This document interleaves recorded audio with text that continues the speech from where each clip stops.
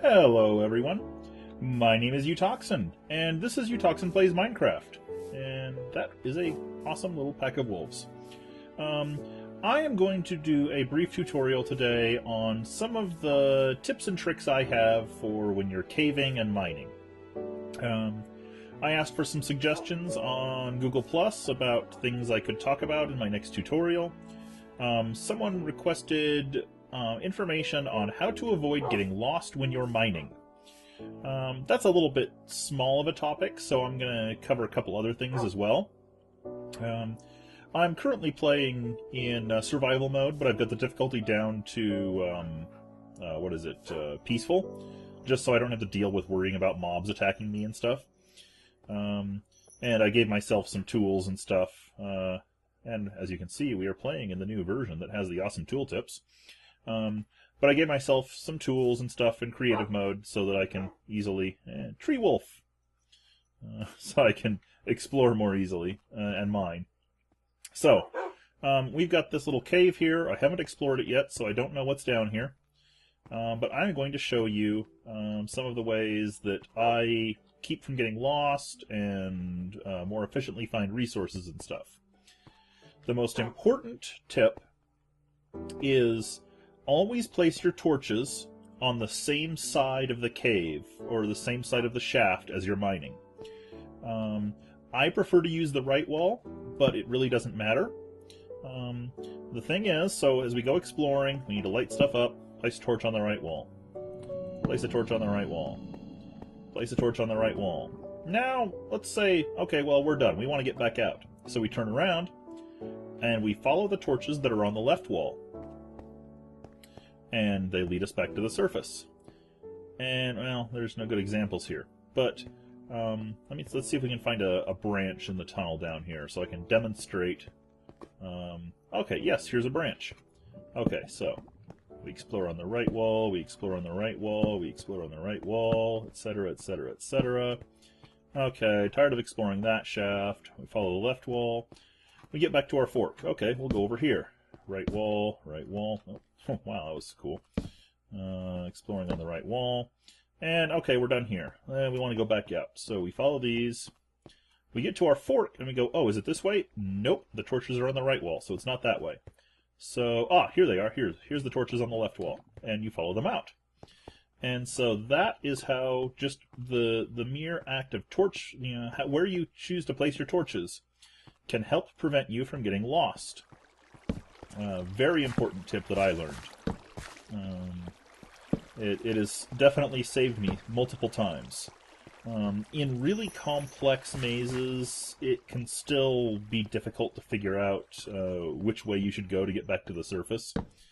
But there's always just the option of digging up. So yeah, that is how to avoid getting lost when you are mining. Use single wall torch placement. If I need to light up a larger area, I make sure to use the floor, not the walls, because that avoids confusion. So if I need to light up an area that's too large for just the walls to light up, I make sure to place the torches on the floor, just to avoid confusion. So, that is the part about not getting lost.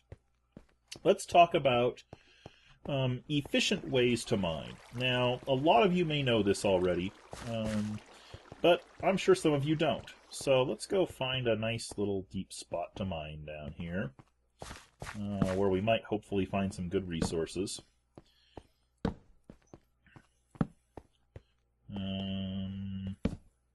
Over there. Oh, I heard a bat. Hello, bat. Okay, continuing down. Okay. Well, let's see. How deep are we? We are at 38. I'd rather be a little deeper than that. I suppose we could mine down, but seems a little... Hello, bat. You guys are still creeping me out a little bit. Still not used to the bats. Okay, here we go. Okay, what does this put us at? 34? No, I didn't get us much deeper. Okay. Well, we'll call this good enough. Okay, so we're starting a mine.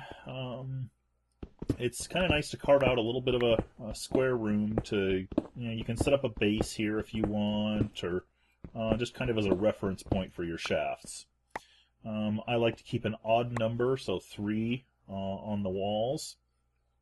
And I just destroyed that, but we'll make a step there. There we go. So that's our way out. So when I'm mining, I do what's called branch mining. So you just start a little shaft. I like to put a torch right at the start of it. And you just dig out for a little bit. Wow, I hate it when it alternates back and forth between dirt and stone. Okay. So, then, there's a couple different philosophies to branch mining. I originally was taught that you skip 2 and start your shaft here. And then you just keep mining in this direction like this. And then I put torches every 8 blocks. Let's see, so I'm at 1, 2, 3, 4, 5, 6, 7, 8. Oh, and that's some coal.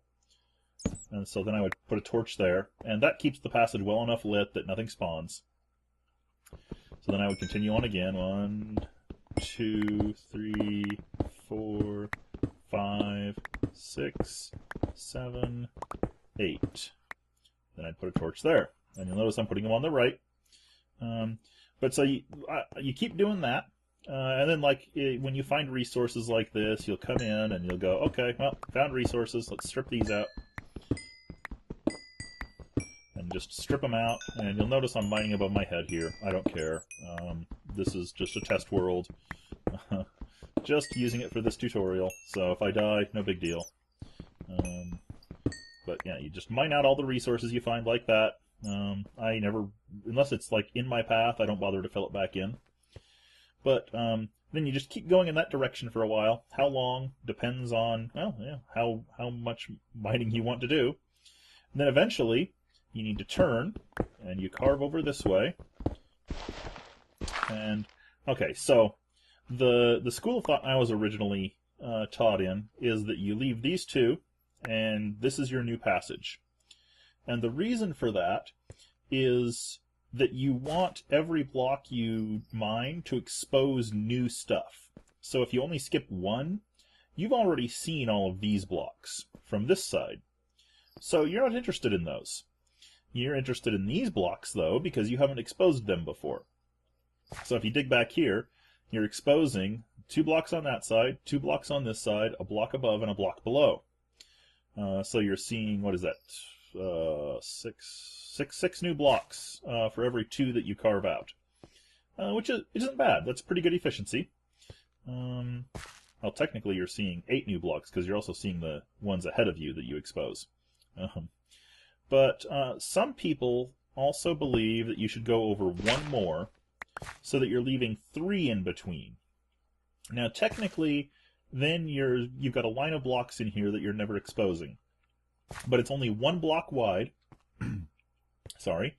So the unexposed row is only 1 block wide, and the odds of much being in that row are really slim. You're not likely to miss much.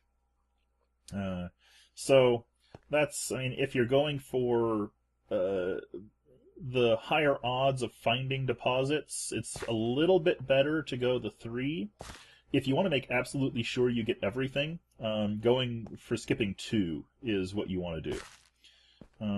So then, same as before, and here, let me fill this back in just because. So then what I do, so I had that light there. I put another light right here, just because I need it for reference. This is the right-hand wall. So then I just start carving back this way. That's 1, 2, 3, 4, 5, 6, 7, 8. And then you put up a torch and carve the next 8. And I was hoping to find something kind of cool this deep down, but it doesn't look like it. And then you're back out into your passage. And then it's a little bit of overkill, but I usually put torches like that on every separation. And then, depending on how you're laying out your overall mine, you can just continue on this way if you want. You can just carve that way and then loop around and come back. You'd come back right here is where you'd come back from this shaft. So you'd carve that direction, then turn this way, and come back through here. But there's also other ways you can lay out your mine where you only carve off of like the right-hand wall of this shaft. And you can actually give yourself a little bit of another cue to both remind yourself what shaft it is, and to help avoid getting lost. You could make this tunnel 3 high, just to distinguish it from the side tunnels, the side shafts. That gives it a little bit different a feel, reminds you where you are, and then, so you drive this shaft out a ways and you carve off the right-hand side. Then you go over here and you do the same thing off this shaft. So, you carve it out, and I put a torch right here. I skip the 2, and then I mine on the right-hand side of this one, doing the same thing, just like what I did over there. And that way, if you do that out each direction from your central room, you cover a large area, and you can easily extend it in any direction. You can just go down any of your side shafts, carve some more, and then mine off to the side. It's infinitely expandable, and you'll get pretty good coverage on all of the stone at this level. And then if you want, you can always, you can have a central shaft with a ladder that goes down. Let's see. Let's show you the dam. I'm going to hurt myself here, probably. Let's see. So you've seen this. You want to be able to see that. So you want that to be the ceiling of your new shafts. You want this to be the top. So you want to drop down here. And this is not, I'm not going to worry too much about hurting myself here. So that should be the ceiling of your new shafts. So then we carve out a room here, same as we had above. Let me put another torch down here. So you carve out your 3x3 room here.